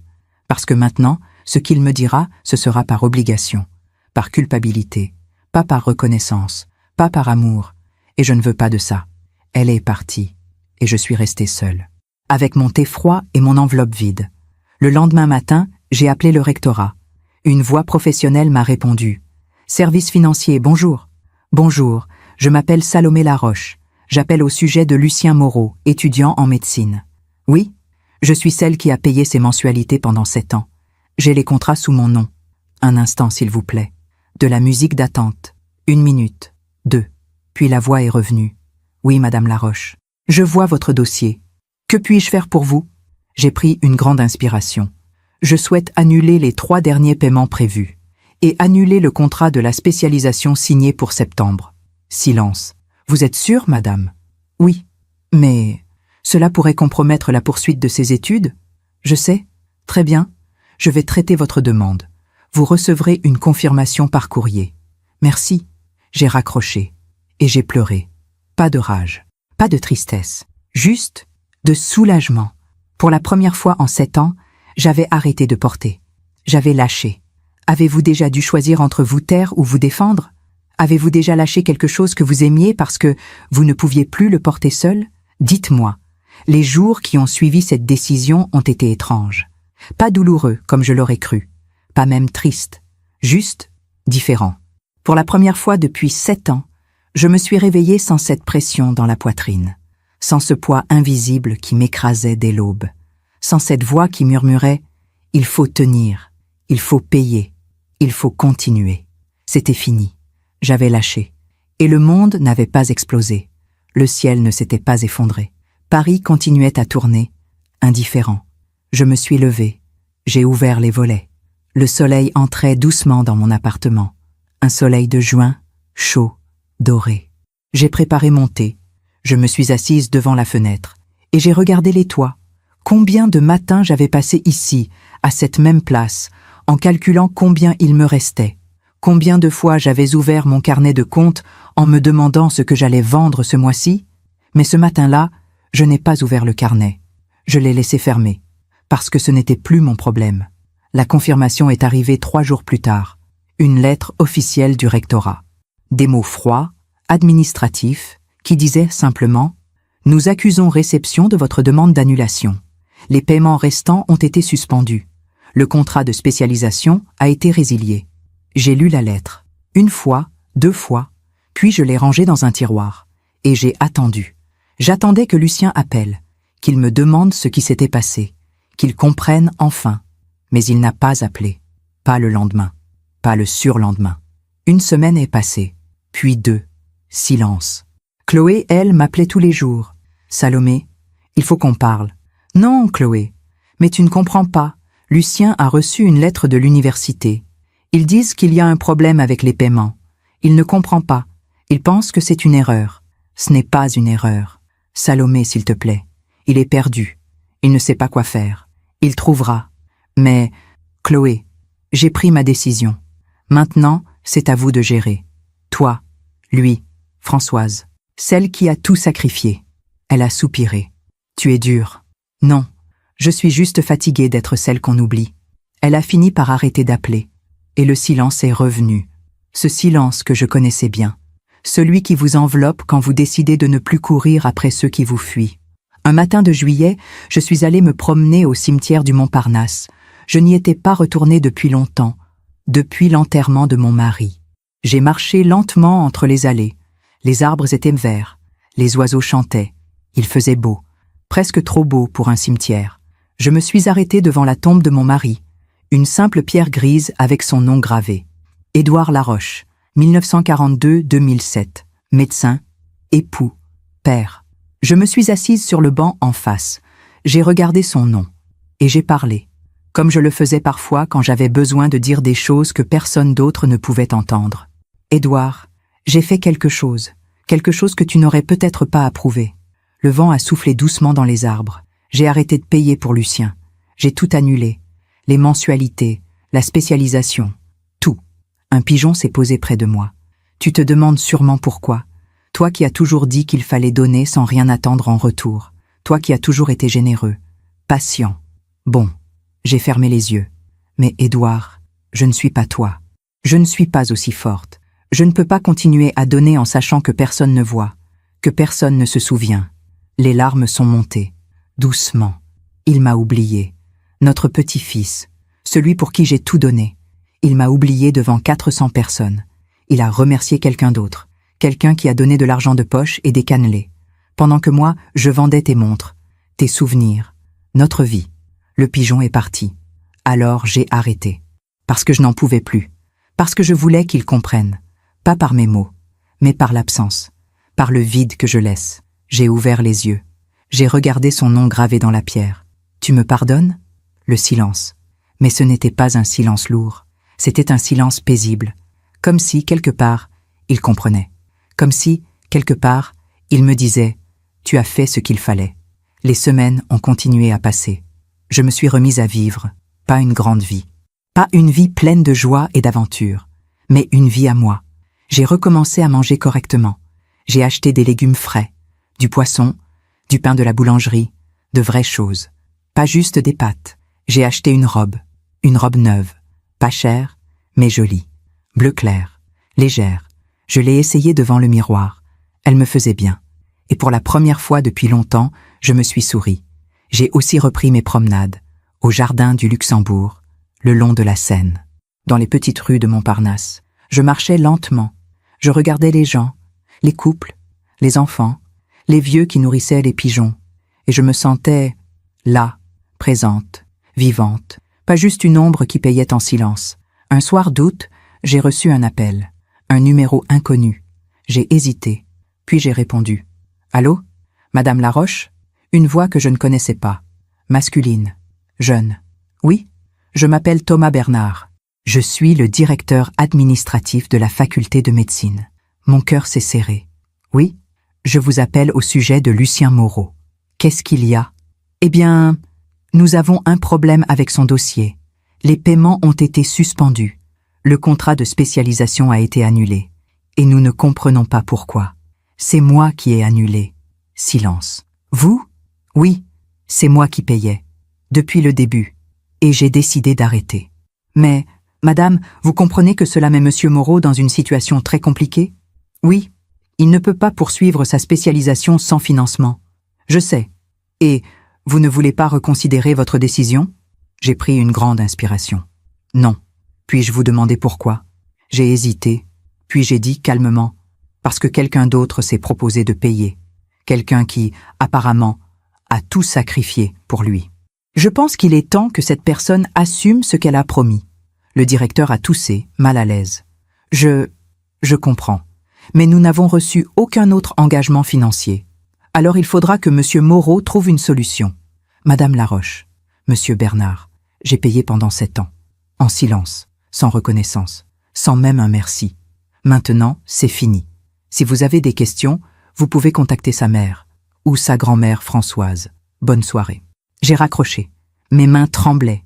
Mais pas de peur, pas de culpabilité, de soulagement. Quelques jours plus tard, Chloé m'a rappelé. Sa voix était différente, plus dure. Salomé, il faut qu'on parle. Je t'écoute. Lucien a reçu une lettre de l'université. Ils lui disent qu'il ne peut pas faire sa spécialisation, que les paiements ont été annulés. Il est effondré. Je suis désolée. Tu es désolée? C'est tout? Qu'est-ce que tu veux que je dise, Chloé? Que tu vas réparer ça? Que tu vas rappeler l'université et tout arranger? Non. Non? Sa voix montait. Non, Chloé, je ne vais pas réparer, parce que ce n'est pas à moi de réparer. Mais tu es en train de détruire sa carrière. Non, je ne détruis rien. Je cesse simplement de porter ce que je n'aurais jamais dû porter seul. Mais c'est ton petit-fils? Justement, c'est mon petit-fils. Et il ne m'a jamais vu. Alors maintenant, il va apprendre à voir. Chloé a éclaté. Tu es cruelle, tu es égoïste, tu es... Je suis quoi, Chloé? Dis-le. Je suis quoi? Une vieille femme qui a tout donné et qui n'a rien reçu? Une grand-mère invisible qu'on remercie même pas? Une idiote qui s'est sacrifiée en espérant qu'un jour, quelqu'un s'en souviendrait? Silence. Tu veux savoir ce que je suis, Chloé? Je suis fatiguée. Fatiguée de me taire. Fatiguée d'être gentille. Fatiguée de disparaître pour que les autres brillent. Elle pleurait. Qu'est-ce que tu veux qu'on fasse? Rien. Vous n'avez rien à faire. Ou plutôt si. Dites-lui la vérité. Dites-lui qui a payé. Dites-lui ce que j'ai vendu. Dites-lui ce que j'ai sacrifié. Dites-lui tout. Et tu crois que ça va changer quelque chose? Non, ça ne changera rien. Mais au moins, il saura. Et quand il regardera Françoise, il saura que ce n'est pas elle. Quand il passera devant son diplôme accroché au mur, il saura qu'il n'est pas là grâce à elle. Il saura que c'est moi, la grand-mère invisible, celle qu'il a oubliée sur scène. Chloé a raccroché, et je suis restée là, dans mon appartement silencieux, avec ce sentiment étrange. Pas de victoire, pas de revanche, juste de la clarté. Quelques jours plus tard, j'ai reçu un message de Lucien. Mamie, il faut qu'on parle. Mon cœur a fait un bond. C'était la première fois qu'il me contactait depuis la cérémonie. J'ai regardé le message longtemps, puis j'ai répondu « D'accord, quand ?»« Demain, chez toi, à 14 heures. »« D'accord. » J'ai posé le téléphone, et j'ai su, il savait. Chloé lui avait dit « Cette nuit-là, je n'ai pas dormi. Pas d'angoisse, pas de peur, juste de l'attente. » Qu'allait-il dire? Qu'allait-il faire? Allait-il s'excuser? Allait-il pleurer? Allait-il me reprocher de l'avoir laissé tomber? Je ne savais pas. Mais une chose était certaine. Je ne reviendrai pas en arrière. Je ne paierai plus. Je ne me tairai plus. J'avais passé 7 ans à m'effacer. Maintenant, j'existais. Même si c'était douloureux. Même si c'était imparfait. J'existais. Le lendemain matin, je me suis préparée. J'ai mis ma robe bleu clair, celle que j'avais achetée. J'ai coiffé mes cheveux. J'ai mis un peu de rouge à lèvres. Je me suis regardée dans le miroir. Cette femme qui me regardait était différente. Pas plus jeune, pas plus belle, mais plus forte, parce qu'elle avait enfin osé lâcher ce qui l'écrasait. Parce qu'elle avait enfin compris que l'amour, ce n'est pas tout donner jusqu'à disparaître. C'est aussi savoir dire « stop ». À 14 heures précises, on a sonné. J'ai ouvert la porte. Lucien était là. Il avait les traits tirés, les yeux rouges. Il portait un jean et un t-shirt froissé. Il n'avait plus l'air du jeune médecin brillant qui montait sur scène. Il avait l'air d'un garçon perdu. « Bonjour, mamie. »« Bonjour, Lucien. Entre. » Il est entré lentement. Il a regardé autour de lui. L'appartement presque vide. Les murs avec les traces pâles des cadres vendus. La table avec seulement 2 chaises. Il a compris. On s'est assis. J'ai servi du thé. Mes mains ne tremblaient pas. Il a pris sa tasse. Mais il ne buvait pas. Il regardait juste le liquide fumant. Puis il a levé les yeux vers moi. Maman m'a tout dit. Ah, pourquoi tu ne m'as rien dit? J'ai posé ma tasse. Parce que je ne voulais pas que tu te sentes obligée. Obligée de quoi? De me remercier, de m'aimer, de me voir. Il a baissé la tête. Je suis désolée. De quoi? De tout. De ne pas avoir su. De t'avoir oublié. De ne pas avoir été là. Tu n'as rien à te reprocher, Lucien. Tu ne savais pas. Mais j'aurais dû savoir. J'aurais dû me poser des questions. J'aurais dû... Tu aurais dû quoi? Être adulte alors que les adultes autour de toi te mentaient? Il a relevé la tête, surpris. Ce n'est pas ta faute, Lucien. C'est la mienne.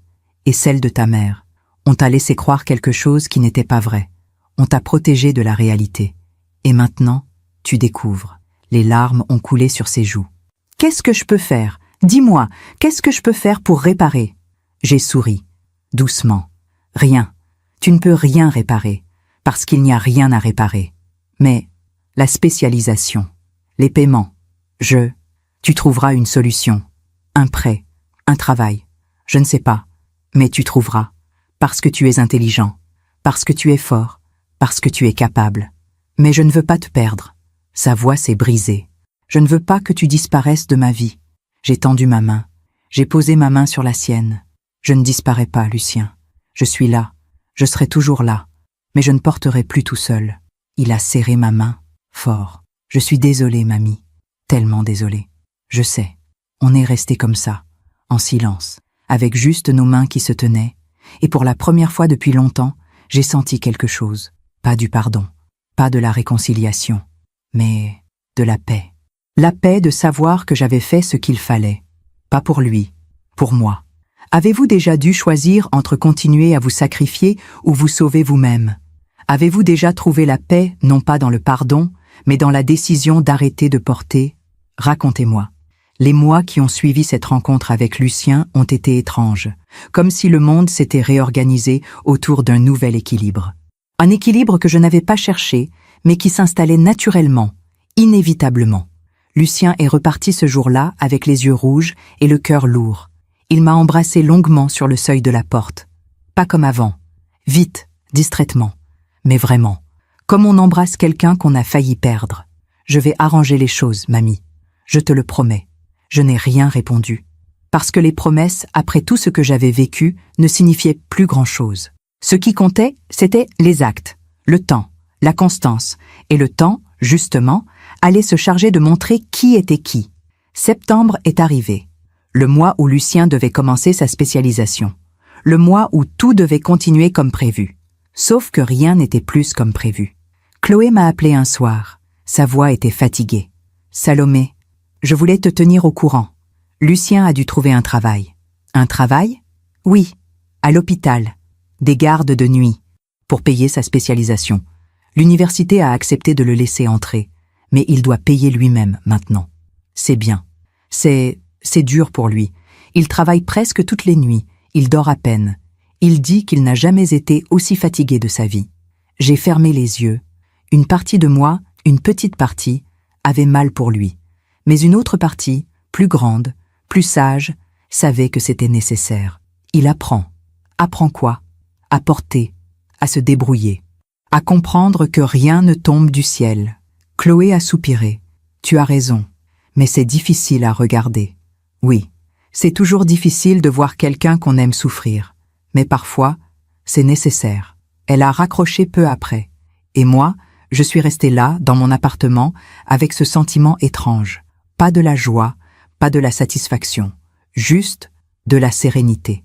Parce que je savais que ce que Lucien vivait maintenant, cette fatigue, cette difficulté, ce poids, c'était exactement ce que j'avais vécu pendant 7 ans. Sauf que maintenant, il le vivait lui-même. Il comprenait, pas avec sa tête, mais avec son corps, avec ses nuits blanches, avec ses mains qui tremblèrent de fatigue. Il comprenait ce que signifiait payer. En octobre, j'ai reçu une visite inattendue. On a sonné un dimanche après-midi. J'ai ouvert la porte. C'était Françoise. Je ne l'avais jamais vraiment vue de près, juste sur des photos. Mais là, elle était devant moi. Grande, élégante, avec ses cheveux blancs parfaitement coiffés et ses vêtements luxueux. Elle portait un manteau beige en cachemire et un foulard Hermès. Elle avait l'air mal à l'aise. « Bonjour Salomé. Bonjour Françoise. » On s'est regardés. 2 femmes, 2 grands-mères, 2 mondes. « Je peux entrer ?» Bien sûr. Elle est entrée. Elle a regardé autour d'elle. L'appartement simple. Les murs vides. La petite table. Elle a tout vu. Et j'ai vu dans ses yeux qu'elle comprenait. On s'est assises. J'ai préparé du thé. En silence, elle attendait. Les mains posées sur ses genoux. Parfaitement droite, parfaitement composée. J'ai servi le thé. Puis, je me suis assise en face d'elle. « Pourquoi es-tu venue, Françoise ?» Elle a pris une grande inspiration. « Je voulais te parler. De Lucien, de ce qui s'est passé. Je t'écoute. » Elle a baissé les yeux. « Chloé m'a tout raconté. Ce que tu as fait, ce que tu as donné. Je ne savais pas. Tu ne savais pas parce que personne ne te l'a dit. Oui, mais j'aurais dû me poser des questions. Tu aurais dû quoi? Refuser quand Lucien t'a remercié sur scène? Refuser les applaudissements? Refuser la place que tout le monde te donnait? Elle a relevé la tête. Ses yeux étaient humides. Je ne savais pas que c'était ta place. Je sais. On est resté en silence un moment. Le thé fumait entre nous. Puis Françoise a repris. J'ai toujours voulu être une bonne grand-mère. Après la mort de mon mari, j'étais seule. J'avais de l'argent, une grande maison, mais j'étais seule. Et quand Lucien a commencé à venir me voir, j'ai senti que j'avais enfin une place, une raison d'être. Je comprends. Alors j'ai donné des cadeaux, de l'argent, de l'attention, parce que c'était tout ce que j'avais à offrir. Et c'est bien. Ce n'est pas un crime d'être généreuse. Elle m'a regardée, surprise. Tu ne m'en veux pas? T'en vouloir de quoi? D'avoir aimé ton petit-fils? D'avoir voulu l'aider? Non, Françoise, je ne t'en veux pas. Mais, sur scène, ce jour-là, quand il m'a appelée, quand il m'a remerciée devant tout le monde, sa voix s'est brisée. J'ai eu un moment de joie, un moment où je me suis sentie importante. Mais après, quand j'ai appris la vérité, j'ai eu honte, tellement honte. Les larmes ont coulé sur ses joues. Elle les a essuyées rapidement, élégamment, comme on lui avait appris. Cette joie n'était pas la mienne.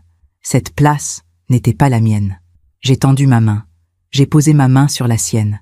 Françoise, tu n'as rien fait de mal. Tu as juste pris la place qu'on te donnait. Mais je t'ai volé ta reconnaissance. Non, tu ne m'as rien volé.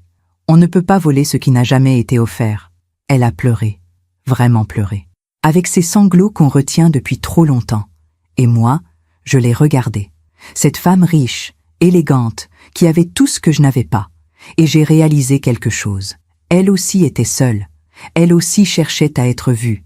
Elle aussi avait besoin d'être importante pour quelqu'un. On n'était pas si différentes, finalement. Juste 2 femmes qui cherchaient leur place dans le cœur d'un jeune homme qui ne voyait pas encore. Quelques semaines plus tard, Chloé m'a appelée. Sa voix était étrange, tendue. « Salomé, il s'est passé quelque chose. »« Quoi ?» Françoise a eu un malaise. Hier, elle est à l'hôpital. Mon cœur s'est serré. C'est grave. Les médecins disent que c'est le stress, la fatigue. Elle ne va pas bien, Salomé. Où est-elle? À l'hôpital Saint-Antoine. J'arrive. J'ai pris mon manteau. J'ai pris le métro. J'ai traversé Paris. Et je suis arrivée à l'hôpital. Lucien était là, dans le couloir, assis sur une chaise en plastique, la tête dans les mains. Il portait sa blouse blanche. Il venait de finir une garde. Quand il m'a vue, il s'est levé. « Mamie, comment va-t-elle ?»« Pas bien. Elle ne parle plus. Elle regarde juste le plafond. Les médecins disent qu'elle a fait une dépression, qu'elle refuse de manger, qu'elle refuse de vivre. » Il a essuyé ses yeux. Elle dit qu'elle a tout raté, qu'elle n'a rien fait de bien dans sa vie, qu'elle a pris une place qui ne lui revenait pas. Mon cœur s'est brisé. Je peux la voir? Oui, viens.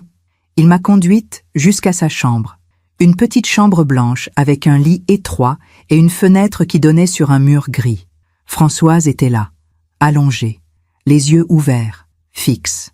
Elle avait maigri. Ses cheveux n'étaient plus coiffés. Son visage était creusé. Elle n'avait plus l'air d'une reine. Elle avait l'air d'une femme brisée. Je me suis approchée. Je me suis assise à côté de son lit. « Françoise, c'est moi, Salomé. » Elle a tourné la tête, lentement. Ses yeux m'ont trouvée. « Salomé. » Sa voix était faible, cassée. « Je suis là. Pardonne-moi. Il n'y a rien à pardonner. Si, j'ai pris ta place. J'ai volé ta joie. Françoise, écoute-moi. J'ai pris sa main. Elle était froide, fragile. Tu n'as rien volé. Tu as juste été là quand personne d'autre n'était visible. Tu as donné avec ton cœur. Et ce n'est pas un crime. Mais rien. Ce qui s'est passé, c'est la faute de tout le monde. La mienne, parce que je n'ai rien dit. Celle de Chloé, parce qu'elle a menti. Celle de Lucien, parce qu'il ne regardait pas. Mais toi, tu as juste aimé. Et l'amour, ce n'est jamais une erreur. Elle a fermé les yeux. Les larmes ont coulé sur ses joues. Je ne veux plus vivre, Salomé. Je suis fatiguée. Je sais, moi aussi j'ai été fatiguée. Tellement fatiguée que j'ai voulu tout arrêter. Mais je ne l'ai pas fait. Tu sais pourquoi? Elle a ouvert les yeux. Pourquoi? Parce que la vie finit toujours par rendre ce qu'on lui donne. Pas tout de suite, pas comme on l'imagine. Mais elle rend. Tu crois vraiment ça? Oui, elle m'a regardée. Longtemps. Comme si elle cherchait quelque chose dans mes yeux. Puis elle a murmuré « Tu es plus forte que moi. » Non, je suis juste plus têtue. Elle a souri. Un tout petit sourire. Fragile, mais réel. Et j'ai su qu'elle allait s'en sortir. Les mois ont passé. Françoise est sortie de l'hôpital. Elle est retournée à Bordeaux. Mais quelque chose en elle avait changé. Elle était plus calme, plus discrète, plus humble. Elle appelait Lucien moins souvent. Elle ne lui envoyait plus de colis. Elle avait compris qu'aimer, ce n'est pas envahir. C'est juste être là, en retrait, prêt. Lucien, lui, continuait à travailler. Il payait sa spécialisation mois après mois. Il était fatigué, mais il tenait bon. Et parfois, il venait me voir. Pas souvent. Mais quand il venait, c'était différent. Il restait. Il parlait. Il écoutait. Il me regardait. Un soir de décembre, il est arrivé avec un paquet. « Tiens, mamie, c'est pour toi. »« Qu'est-ce que c'est ? » ?»« Ouvre. » J'ai ouvert. C'était une photo encadrée. Une photo de nous deux. Prise il y a longtemps. Quand il était petit. On était dans mon appartement. Il tenait ma main. On souriait. Je l'ai retrouvé chez maman. Je voulais que tu l'aies. J'ai regardé cette photo. Ces deux visages. Cette main d'enfant dans celle de la grand-mère. Et j'ai pleuré. « Merci mon chéri. »« Non, mamie. C'est moi qui te remercie. Pour tout. » On s'est regardé. Et pour la première fois depuis longtemps, j'ai senti que j'existais. Pas parce que j'avais payé, pas parce que j'avais donné, mais parce qu'il me voyait enfin. Un jour de janvier, j'ai reçu une lettre. Une lettre de Françoise. Elle était écrite à la main, d'une écriture élégante mais tremblante. « Chère Salomé, je t'écris pour te dire quelque chose que je n'ai jamais su dire de vive voix. Merci. Merci de m'avoir pardonné. Merci de m'avoir parlé ce jour-là à l'hôpital. Merci de m'avoir rappelé que l'amour n'est pas un crime. Depuis notre conversation, j'ai beaucoup réfléchi. J'ai compris que pendant toutes ces années, j'ai cherché à acheter l'amour. Parce que j'avais peur. Peur d'être seule. Peur de ne pas être assez. Mais tu m'as montré qu'aimer, ce n'est pas donner pour recevoir. C'est juste donner. Sans attendre. Sans compter. Je ne serai jamais aussi forte que toi. Mais je vais essayer d'être meilleure. La vie m'a traitée de folle ce jour-là sur scène. Elle m'a donné une joie qui ne m'appartenait pas. Et des années plus tard, elle me l'a reprise, dans ce couloir d'hôpital, avec ce regard vide que j'avais sur le plafond. La vie finit toujours par rendre ce qu'on lui donne. Merci de me l'avoir rappelé. Avec toute mon affection, Françoise, j'ai replié la lettre, lentement. Et j'ai compris. Le karma n'est pas une vengeance. Ce n'est pas une punition. C'est juste un équilibre. Françoise avait reçu des applaudissements qu'elle ne méritait pas. Et la vie lui avait montré, dans ce lit d'hôpital, ce que c'était de perdre tout ce qu'on croyait avoir. Lucien avait oublié celle qui avait tout donné.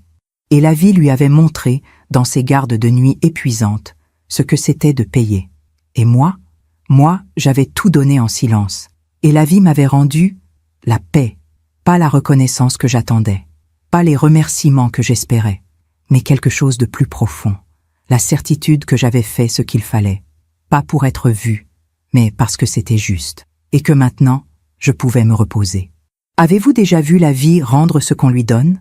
Avez-vous déjà compris que le karma n'est pas une vengeance, mais juste un équilibre? Racontez-moi. Le printemps est revenu, comme il revient toujours, indifférent à nos drames, à nos douleurs, à nos cicatrices. Je suis assise devant ma fenêtre, la même fenêtre que j'ai regardée pendant tant d'années, les mêmes toits de Paris, les mêmes cheminées, les mêmes pigeons. Mais quelque chose a changé. Ce n'est pas Paris qui a changé, c'est moi. J'ai 66 ans maintenant.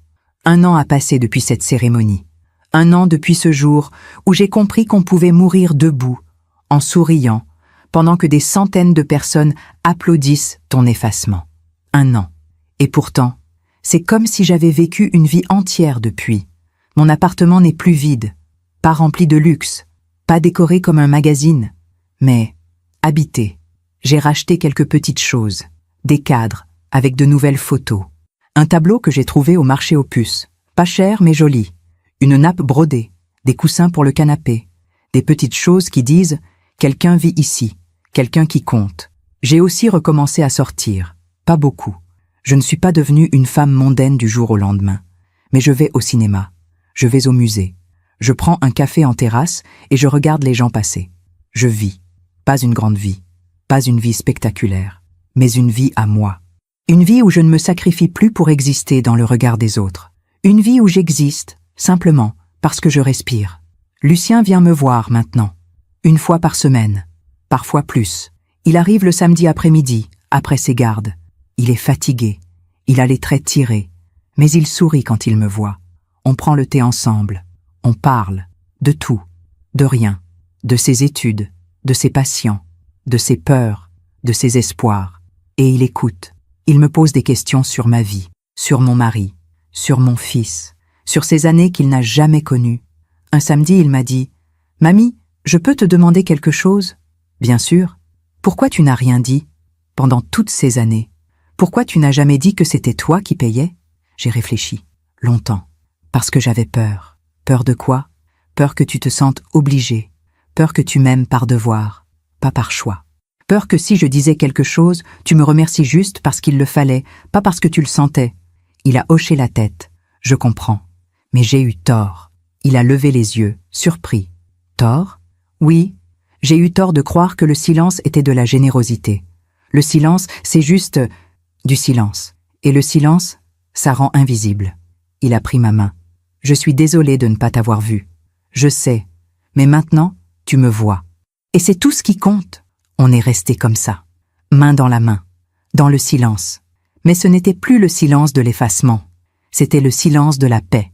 Françoise m'écrit de temps en temps, pas souvent, mais ses lettres sont belles, sincères, humbles. Elle me raconte sa vie à Bordeaux, son jardin qu'elle essaie de replanter, ses voisins qu'elle commence à connaître, sa solitude qu'elle apprivoise. Dans sa dernière lettre, elle m'a écrit « Tu sais, Salomé, pendant longtemps, j'ai cru qu'avoir de l'argent suffisait, que je pouvais acheter l'amour avec des cadeaux, des voyages, des attentions. Mais tu m'as montré que l'amour, ça ne s'achète pas. Ça se mérite. Pas par ce qu'on donne, mais par qui on est. Merci de m'avoir appris ça, même si ça a fait mal. » J'ai souri en lisant ces mots. Parce qu'au fond, Françoise et moi, on a appris la même leçon, juste de côtés différents.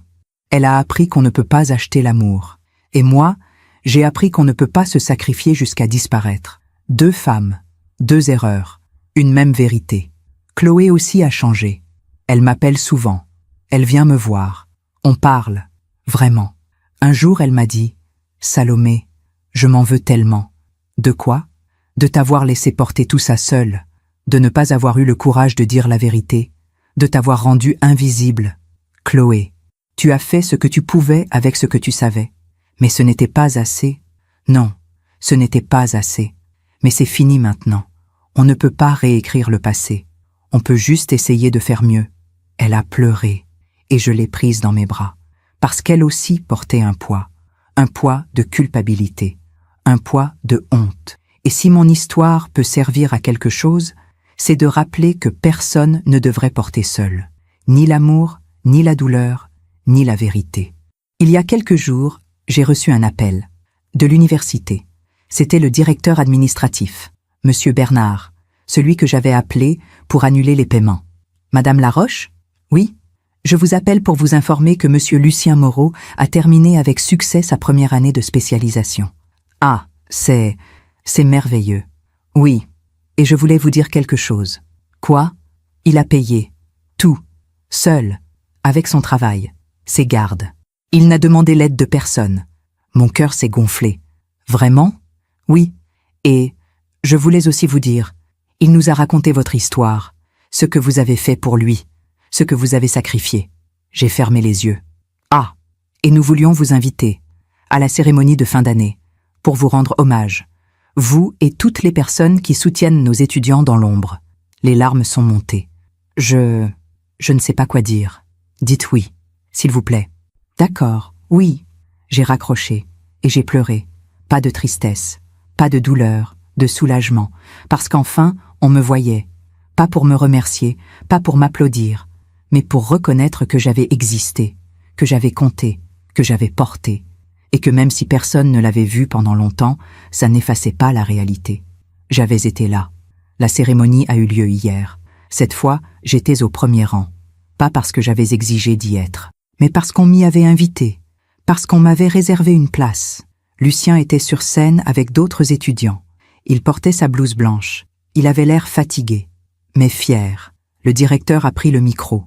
Avant de terminer, je voudrais rendre hommage à quelqu'un. Quelqu'un qui nous rappelle que derrière chaque réussite, il y a souvent des personnes invisibles.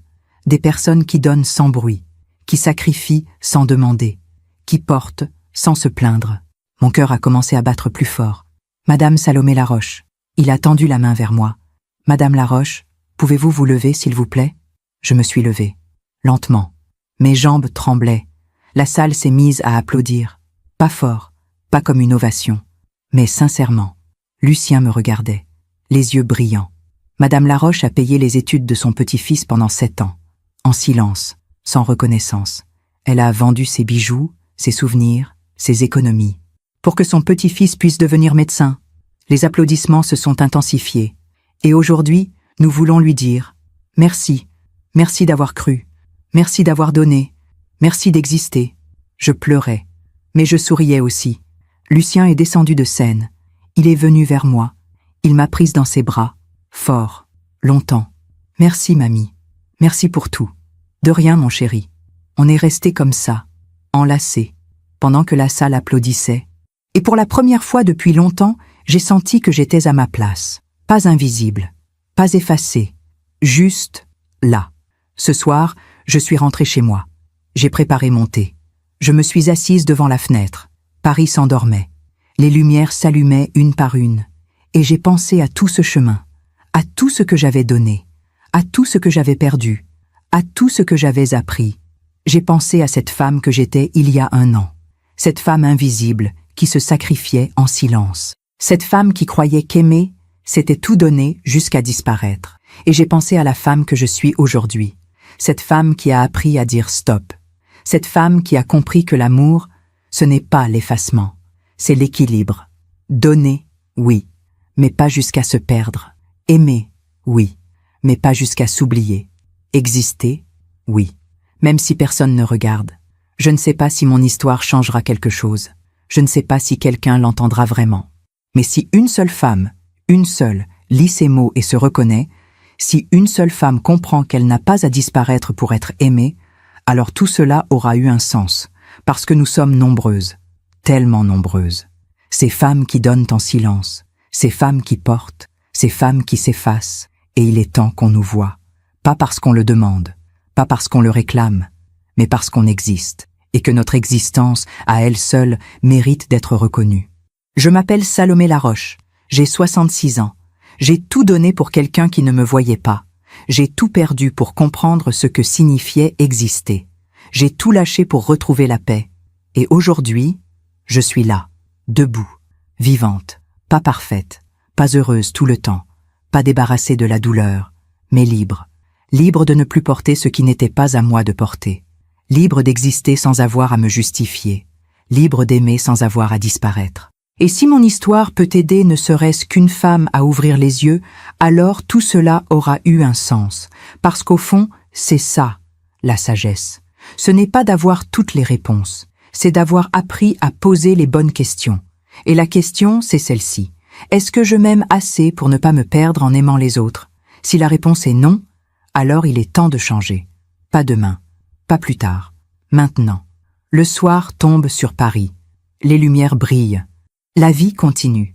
Et moi, Salomé Laroche, je suis là, devant ma fenêtre, avec mon thé, avec mes souvenirs, avec mes cicatrices, mais aussi avec quelque chose de nouveau, la certitude que j'ai fait ce qu'il fallait, non pas pour être vu, mais pour être en paix avec moi-même.